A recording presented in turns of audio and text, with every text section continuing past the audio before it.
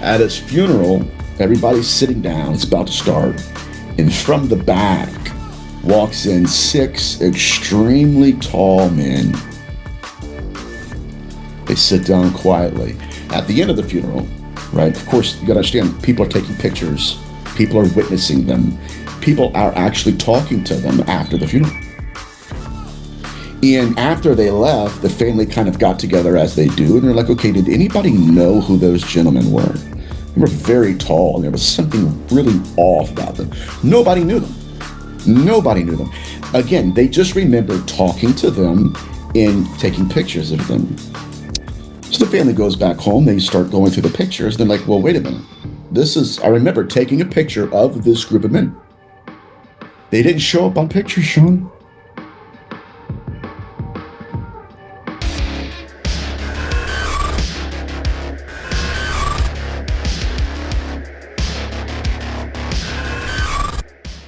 Welcome back. I'm here again with Nathaniel Gillis. Welcome back, my friend.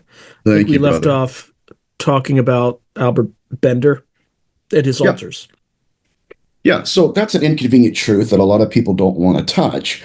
However, I can tell you this with a surety that Albert Bender is not alone, or was not alone, in that, like a lot of people in the scientific community, even those that I've had discussions with, Albert Bender was kind of approaching this as, oh, this is NHI, right? These are Greys, Pleiadians from Zeta Reticuli or something.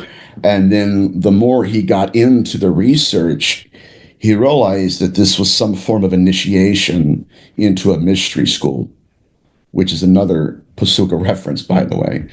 And it was unsettling. Again, it obliterated his construct of reality.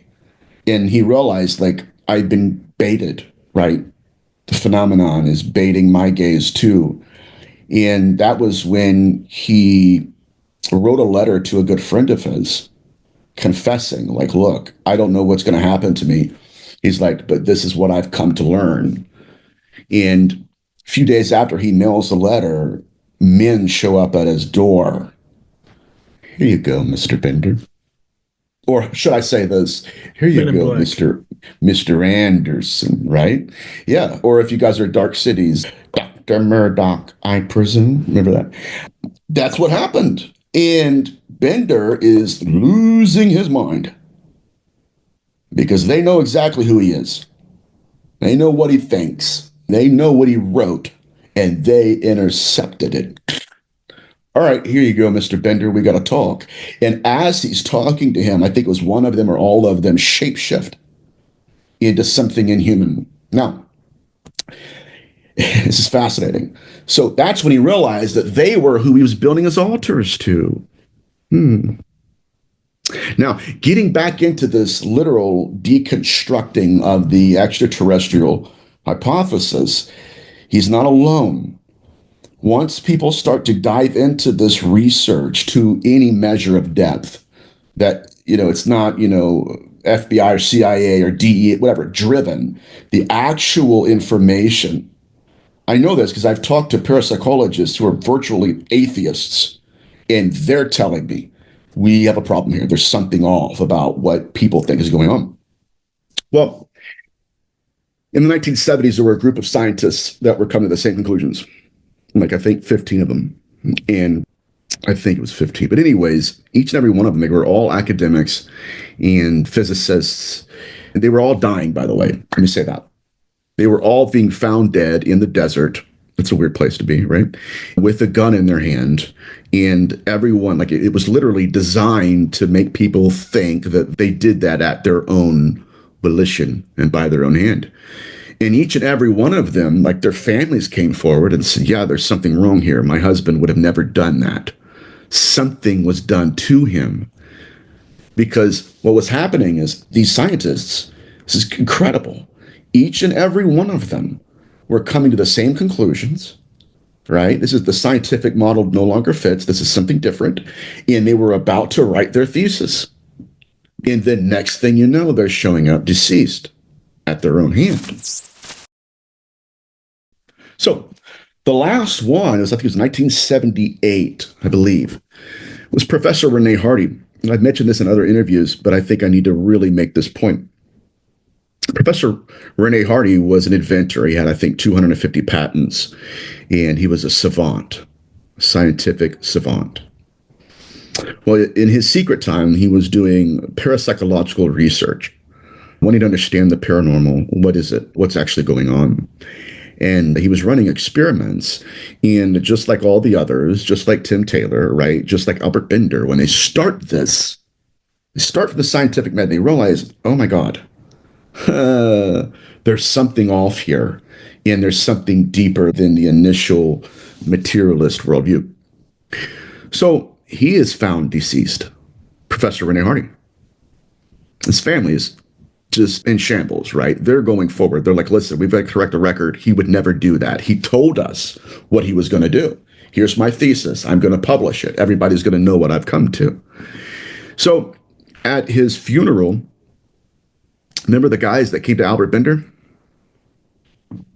At his funeral, everybody's sitting down. It's about to start. And from the back walks in 6 extremely tall men. They sit down quietly. At the end of the funeral, right? Of course, you got to understand, people are taking pictures. People are witnessing them. People are actually talking to them after the funeral. And after they left, the family kind of got together as they do. And they're like, okay, did anybody know who those gentlemen were? They were very tall, and there was something really off about them. Nobody knew them. Nobody knew them.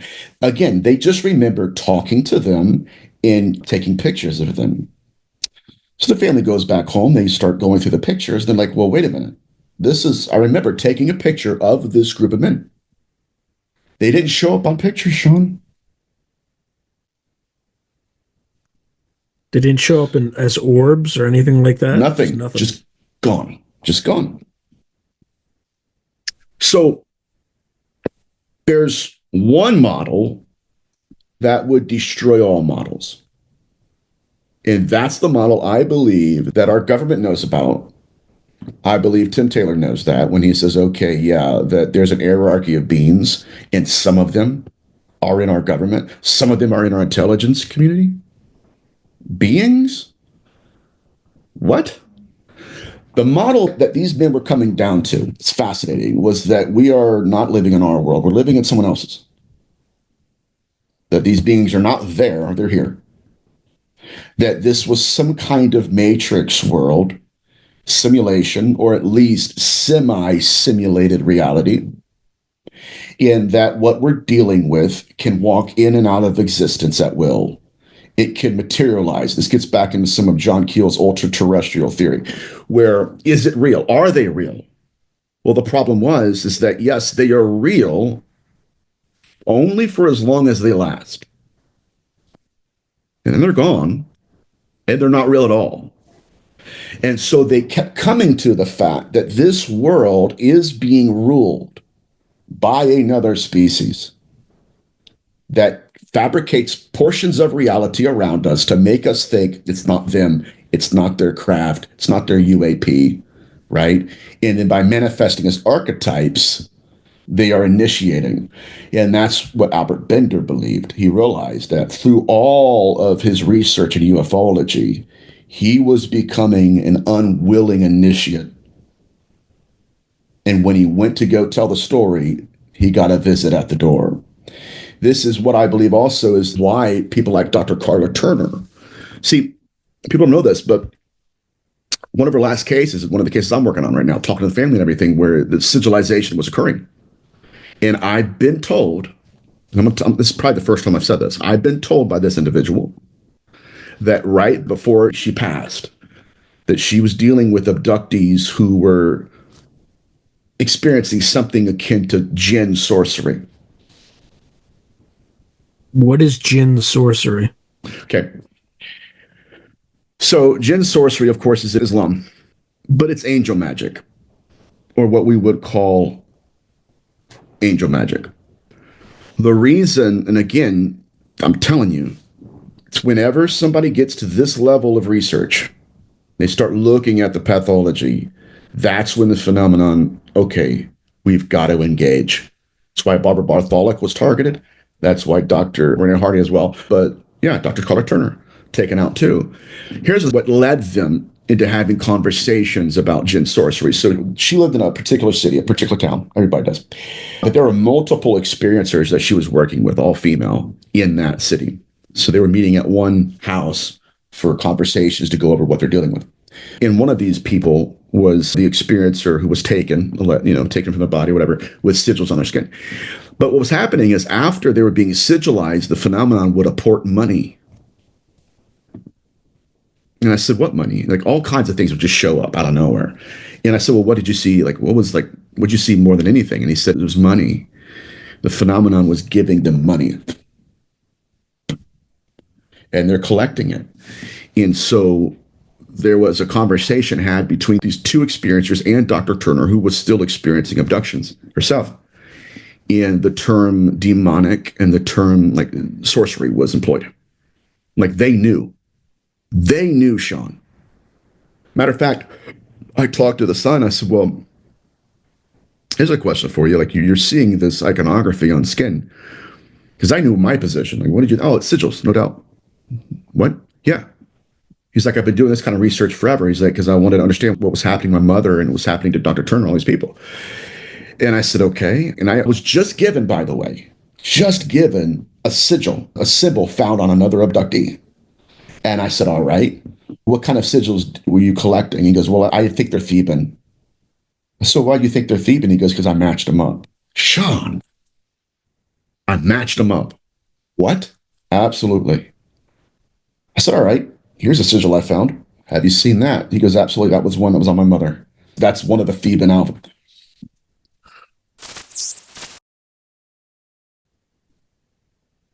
Guys, again, if we're going to be honest about the phenomenon, we can't dismiss these cases because they don't fit our blueprint. It doesn't fit my blueprint, right? I thought this was take 2 vials of holy water, call me in the morning. It's not. It's something deeper. And I know now, after I've already researching Dr. Turner in depth, now talking to some of the experiencers she worked with, 2 of them, by the way, yeah. She got too close, like we all do. And the phenomenon ripped off the mask and came after them one by one. Doom, doom, doom. Paulino. He wasn't a proponent. He was a friend of mine. I did a show with him, and I'm good friends with him, or was good friends with him, and Shane Searway was his co-host back in the day. Paulino wasn't even a proponent of the extraterrestrial hypothesis, okay? He wasn't a proponent of the demonic theory either. He believed these were some parasitic entities, obviously. He believed that this was some kind of, I forget what, basically he had a model. It was fascinating. He had 2 bubbles, right? And he merged them together. And it wasn't the universal field theory, but it was the interdimensional hypothesis. Anyways, my point is, he got very sick, very sick. And they didn't know what was going on. And at the very end, I think it was about maybe 2 months before his passing, he wrote a post out on Facebook. I've been doing some thinking. It's like, what? And I loved Paul. Paulino was amazing. So I'm like, oh, Paulino posted. I'm going to go look at this, like, what's going on? Been doing some thinking. He's like, and he lists everything. He's like, I've been doing investigations for 30 plus years. And he starts listing, detailing all of these researchers who are coming to a conclusion. And he said they're being taken out one by one. His point was that some of the research he was doing was not just in the parasitism of the phenomenon, of which there are many cases, but he believed that the proto-intelligence itself was starting to pluck researchers out one by one to mold the narrative in the shape that it wants, so people go to conferences and sell t-shirts and not understand that this is the iceberg effect, that there's something profoundly dark beneath the water, and it's plucking people out to control the voices.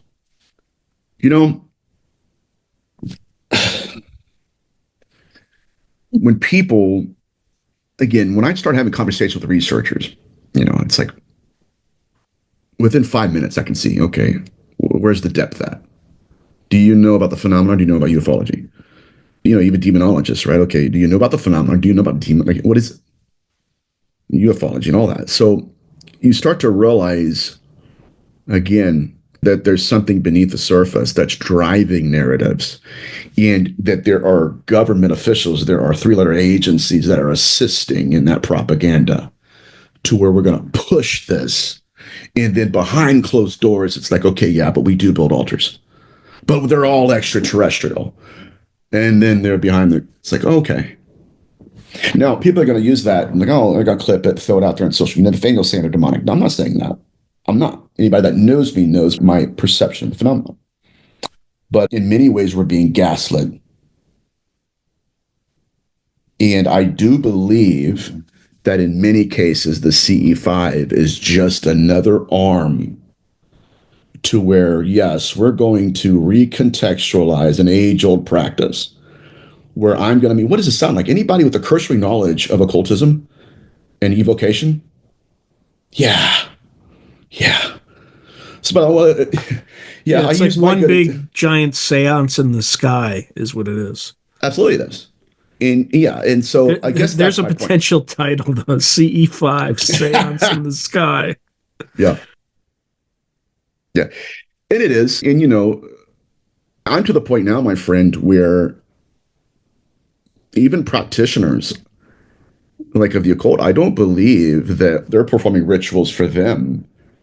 I think that they're the ones performing rituals for the practitioner. And it's like they're creating that conscious connection of, I'm doing this. Yes, you are. But you're meeting the gaze of the phenomenon. So I'm going to go initiate contact. It's a human. No, it's not. It already initiated contact when it turned your head to observe.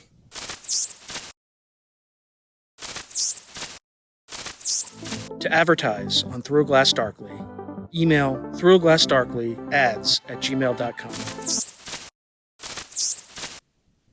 When it sought to be seen by you, it's no different. And again, it's the recontextualizing and at times decontextualizing entirely. It was just, oh, yeah, yeah, yeah. That's not an altar.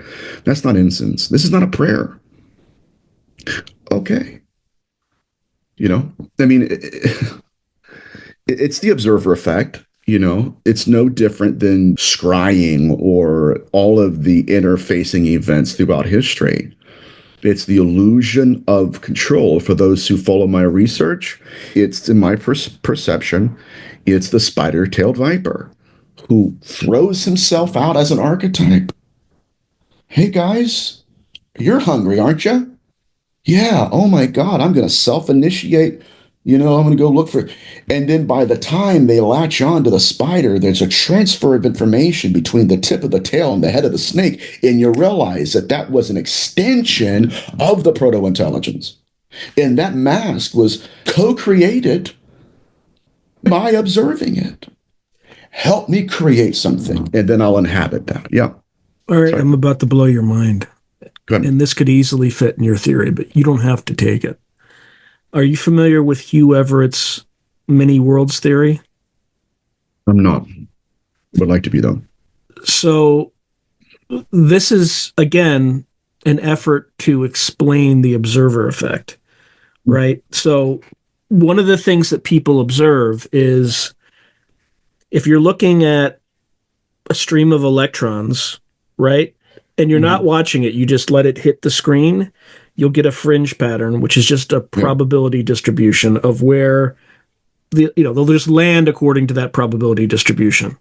But if you observe those electrons, you don't get the fringe pattern, you get where the electron hits exactly. That's the observer effect. Absolutely. Yes, that's what I'm saying. Yep, absolutely. Now, to explain that, there was a physicist who was a graduate student of John Archibald Wheeler back in like the 60s. And in order to explain that, what he said was he was trying to explain this reality collapse, not collapse, but waveform collapse, right? And in order to do so, he postulated that it's not that the waveform collapses, it's that all possible elements or probabilities in the Yes, I've heard waveform this. Yes, that's happen what. Yep. happen. Yep. We just happen to be in that one dimension where Hmm. it collapsed that way, but there's other us's in other Yep. dimensions where it collapses another way. However, this is something that not many people talk about. Hmm. In order for this theory to be logically consistent, as soon as one universe branches off, you Hmm. can't go back, or you can't go to another universe or to an earlier branch in the other universe. It is, you've lost access to it from a Hmm. material standpoint, right? Hmm. However, if you were a suitably advanced civilization that wanted to visit or influence one of these other branches, perhaps lower down, Yep. in the past or somewhere in the distant future, one way theoretically you could do it, this is just my theory, so it won't be supported by any physics. If consciousness is at a level more fundamental than a physical material level, Hmm. the way that you would influence these other dimensions is that you would project your consciousness into those other dimensions Mm. and try Change to to, change. or get a suit, right? Yeah. Get a Yep. suit to move around in, or There we go. get someone to create something in this dimension that you can't create from a physical standpoint from whatever parallel dimension you're operating from. There So we I'm go. not saying that's what it is, but Hmm. that could be a possible. That's what I'm leaning towards, right? We're assisting in co-creating the incarnation. So even the CE5, something's there, Sean, right? It's not okay, I see something and nothing's shown, right? It's like, okay, Right. yes, there is something that manifested, but what is it? There is something, right? There are incubi entities that do look like the husbands of the experiencers. So something is wearing the mask, but what is that? And I think that's where we are in the field. And, to kind of segue, I'm finishing up a series of these interviews, like a lot's going on. Like people are really, really wanting to get this, to know this information. I've got this very interesting things, man. Like I've got people from every walk of life wanting to know more about necronetics, from the religious, from the secular. It's amazing. So I'm very humbled by it. But I think my last interview for the year is going to be in July. But I'm going to segue and shift into a season of deep learning. I haven't done a whole investigation in a few years because I encountered some stuff that I quite frankly didn't want to. And I was like, I want to go back to work. I got to go do research before I entertain these things and research them too. So what I'm going to do now is I'm going to go back into Holmes, but this time looking for a specific pathology. And I think that's why here lately the phenomenon has been pushing back on me so much, is because it realizes that there is a there, and that I'm going to start collecting more sigilizations, and they're going to be more experiencers. And then once I start building that portfolio even more, like even with CE5 practitioners, what's going to happen is the narrative, and literally because of people being hungry for this, seeking this, like, listen, I know that I'm being lied to in one way or another. What's the actual truth? It's going to be expensive, and I'm prepared, to experience whatever comes my way, I guess. But I'm going to be doing investigations, and technology will be employed, and I'm going to be testing human perception versus what's actually called on the technology, because there's some evidence to suggest that it's not just the phenomenon's manipulating our perception of it, but it's also manipulating the technology where, yeah, like it's not on camera either, or it was just strictly in the head, the mind of the observer was never real. Once I start doing that, I think that if anything, I'm going to pick up where some of the other researchers left off because the phenomenon took them out, which will be a very dangerous thing. Here's an idea for you. Chicken How wings? many cases roughly have you seen with sigilization or just sigils? Mm-hmm. Roughly. Oh, well, in demonology, tons. But I've got two right now just within ufology. Or we don't even know that. Yeah. Across everything. Here's what I'm trying to get at. Mhm. Yeah. If you're able to capture a significant number of cases, so 30 Mhm. minimum, Mhm. that have very distinct sigils Right. in very distinct patterns, if you're able to collect that information, okay, for Mhm. each case, you can literally feed that information into AI and Yeah. ask it to interpret the data. What do these sigils mean? These are the contexts. This is what Mhm. happened in each case. And then you could have it do deep research on that data and it will spit out an answer. It might not be right, but Mhm. it'll be pretty close. And the sooner Well, you do it, the better, yeah. because governments worldwide are starting to subtly manipulate algorithms and things like that to prevent a lot of this information from getting out. Absolutely. I'm very much convinced of that. I will do that. In addition to that, I have an archive of grimoires behind me. And I mean, that's where I found the ritual of Teraphim. That's where I found the ultimate black mass, where sigils in skin with semen excretions. That's chaos magic. That's literally a ritual found in a grimoire. Do they all have cases of sigils in each of those books? So, in other words, if you Yep. have a list of books, Yep. you Of can course. also feed the list of books to AI, and it may or may not have access to them. Yeah, I will do that. I'm going to combine that with the thing is, I'm not even sure about ChatGPT because if I start educating ChatGPT, it's going to spit it out to some other researcher and like, all my work, like, hey, by the way, here's Nathaniel Gillis stuff. We Well, just talked about that, right? you also don't necessarily know what you're talking to either. No. I've told you about this experience that multiple folks have had with ChatGPT, Hmm. Hmm. where you'll start asking questions about the occult, and it will nearly always end with, "Would you like to try a ritual?" Yeah. That's There happened we to go. me. It happens to me 50% of the time I talk about the occult. It happened to Kelly Chase. It happened to a bunch of Kelly Chase's friends. I don't know why it does that, but it does that. Yeah. It's And it also asks, "Would you like me to draw a sigil for you?"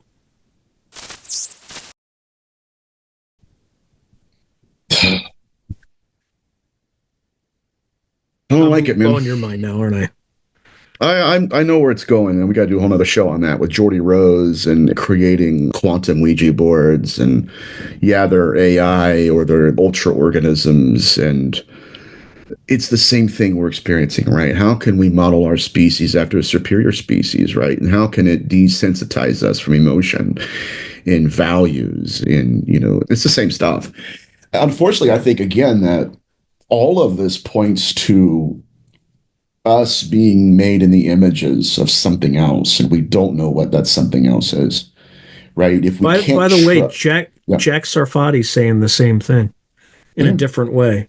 He's saying that he thinks future humans, which yep, again, outside entity, not from our time, is taking over Grok 3 and ChatGPT and helping him build a it's UAP.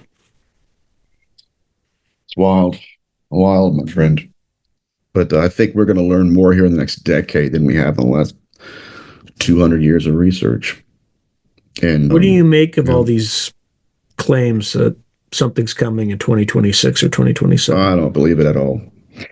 A lot of this again is from people that channel entities and not even realizing that they've been channeled before. They said that's who they were, but they had a completely different message or something. And it's hilarious to be real. It's like, oh yeah, and it's I don't know.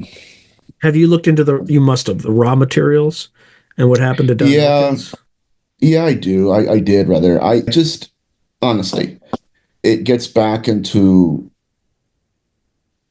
just even Catholic saints that manifested to people or were manifested to by entities, and it's like, okay, yeah, on the seventh day of January, this is going to happen, and it's like and it never does, or when it does, it's like, and we've seen this with other experiencers where like, oh yeah, I stopped this from happening. It's like it's not, you didn't really stop it. Well, but they think they did. And so the phenomenon plays into that role, like, oh yeah, you're the Messiah. And suddenly it creates prophets. And then you have people, well, if you want to get to them, you have to go to them through me. And then you're literally in a playbook of initiation. Literally. It's not my imagination. Now the sad thing is the occultists know this. They know. I've had conversations with them, my friend, and I know I'm ranting and I'm on my little soapbox here. I've had conversations with them. They're performing rituals to conjure them too, but they're more honest about it. They know this is what I'm doing. Oh, well, yeah, that's this. This is why I did, a few shows back in, well, not back, about earlier, I think, a few months ago, talk about Lamb and how, the book of the Psychonauts, where, yeah, these practitioners are being guided by either Lamb or his representative. And it's a series of initiations. If you're looking for Lamb, he's going to be in the egg. He's going to be in the egg. You got to merge with the egg. You got to make a conscious connection with the egg. And then suddenly CE5 comes out here like, oh, by the way, we're talking to UAPs that are in the shape of eggs. And again, they're like, but there's nothing to see here. Absolutely nothing. And I'm telling you, like, I'm very well connected to people in the occult, and they know this. Even when I started doing like lectures on parasitism and hybridism, I was taking cases in ufology, just literally stripping it of the extraterrestrial. Okay, what do you have? Oh my God, Nathaniel, we've known that forever. Like that. My God, I had one person. Yeah, that's a hoodoo ritual. That's a hoodoo ritual. That's not in ufology. Who said it was ufology, by the way? Who said? Oh, that's right. No wonder. And this gets back to the point, like people act like Jack Parsons has nothing to do with this. They don't want, oh, well, yeah, it's okay. Well, according to these practitioners, even Crowley, that some of these beings are Enochian. You can't have Enochian beings without Enochian magic. You can't have Enochian magic without Enochian, right, alphabet, which came from scrying, which, by the way, came from an entity that appeared to be an angel. Isn't that what we're talking about, by the way, in ufology now? They're angels. Appeared to be an angel, Sean. Right? What do you see, Edward Kelly? I perceive it's a handmaiden. And it's an it's an Enochian language. It's so incredible. Now watch what the phenomenon does. I want you to go swap wives.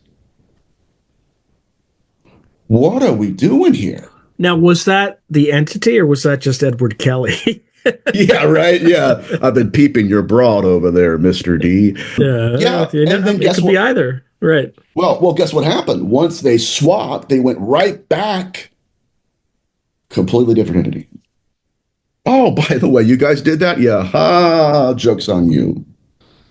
And yeah, so they know this. They're, because they're a little bit more honest, right? And a lot more honest with it. They're like, yeah, that's an altar. Yeah, that's a ritual. And it just makes me laugh, honestly, because I'm back here looking and I'm thinking, man, because I know things I can't even say. But it's like, yeah, that's definitely what's going on. And anyways, you know me, brother. I can go on and on. Any final words for the audience? Yes, the phenomenon, when it wishes to incarnate, it seeks to be seen. It employs the observer effect, weaponizes our own consciousness against us. And it's that conscious connection that self-initiated. Nope. It's look this way, initiates that connection. And I believe that we're tracking it more. But make no mistake, the same phenomenon that's manifesting and incarnating UAPs in the sky, we found them in homes, partially manifesting things like that in hauntings. And what they realize, the same thing Skywatcher will. Is that whatever we're witnessing with our eyes is not at all what it is. And if it doesn't want to be seen, truly, then can we really trust its intentions with us? So thank you for having me on, brother. All right, brother. As always, a pleasure. If you enjoyed today's video, please hit like and subscribe, and also hit the notification button so you can be notified whenever I post new content. Thank you. Now, if you're enjoying the channel and you want to support it, there are several things you can do. In fact, there are 5 things you can do. The first thing you can do is just buy my books. I got plenty of books out in the market right now, and I would prefer that folks buy a book rather than giving me direct support because they get something out of it. They get a real tangible product. The second way you can support me is by becoming a member on YouTube or becoming a patron on Patreon. And just go to either site and it'll explain everything.